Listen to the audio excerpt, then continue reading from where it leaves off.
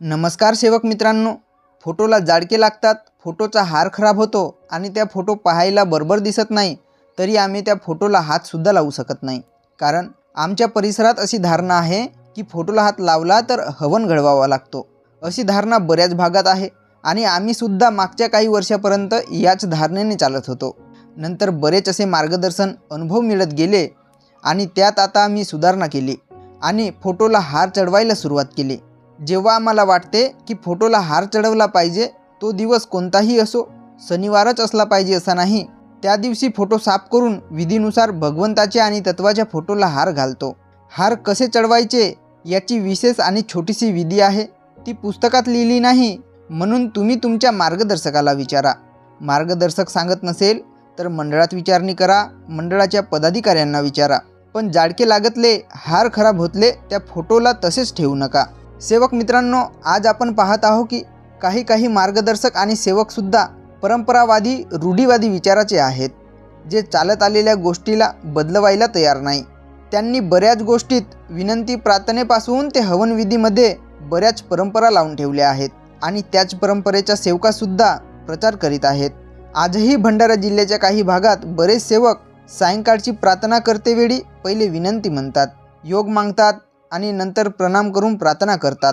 आणि त्यांच्याचकरिता नियमावलीत हा नियम टाकण्यात आला की सकाळच्या वेळी पूजा करताना फक्त सकाळची विनंती करावी व सायंकाळच्या वेळी पूजा करताना फक्त सायंकाळची प्रार्थना करावी.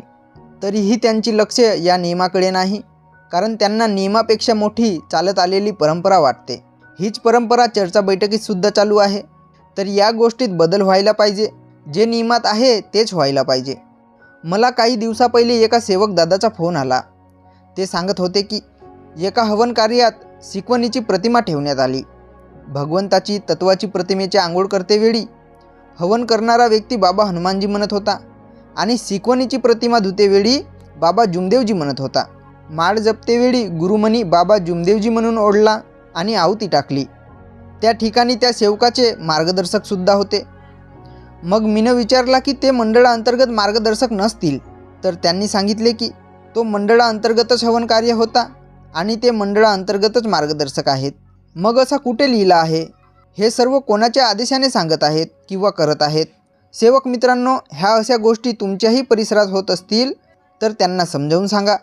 जर ऐकत नसतील तर मंडळात कंप्लेंट करा, कारण मनमर्जीने ते ह्या सर्व गोष्टी करत आहेत आणि सेवकांना अंधाराकडे नेत आहेत, त्यांच्यात भिन्नता निर्माण करत आहेत. आज काही मार्गदर्शक सांगतात की बाबा आमच्या घरी आले, आम्ही बाबांच्या समोर असाच हवन कार्य घडविला, असे सांगून ते मनमर्जीने हवन कार्य घडवतात.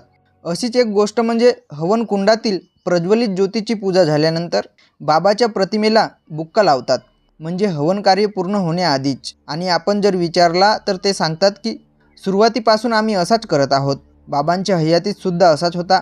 तर विचार करा की आपल्याला आईबाबाची जी प्रतिमा मिळते ती माझ्या मते अंदाजे 2007च्या पहिले मिळत नव्हती.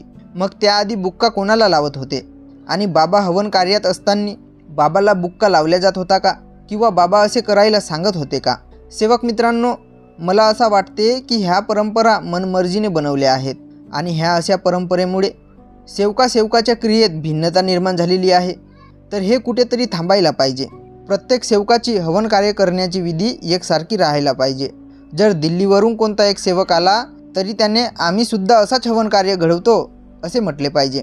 सेवकांनी सुधारण्याचे विचार ठेवले पाहिजे. ज्या गोष्टी नियमात आहेत त्यानुसारच आपली वागणूक असायला पाहिजे.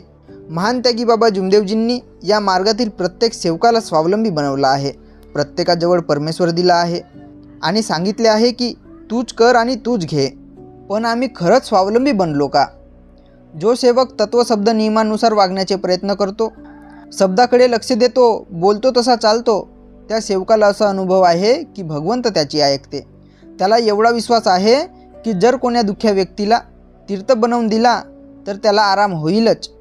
या ध्येयाचा व्यक्ती स्वावलंबी आहे. आता विचार करा की तुम्ही स्वावलंबी आहात काय? आता असेही सेवक आहेत जे म्हणतात की मीनं तीर्थ बनवून दिला तर आराम होत नाही, आणि हा त्यांचा अनुभवसुद्धा आहे. कारण त्यांचे आचरण बरोबर नाही, ते खोटे व्यवहार करतात, याच्या त्याच्या निंदा करतात. अशा दोन तोंडी लोकांच्या शब्दावर भगवंत कसा कार्य करेल? म्हणून प्रत्येक सेवकांनी असे कार्य केले पाहिजे की त्यांना नेहमी वाटला पाहिजे की भगवंत माझ्यासोबत आहे. भगवंत माझी ऐकते, भगवंत माझे कार्य करते. म्हणून तत्वशब्द नियमानुसार आपले विचार, वाणी आणि कर्म बनवा. एवढेच बोलतो. सर्वांना माझा नमस्कार.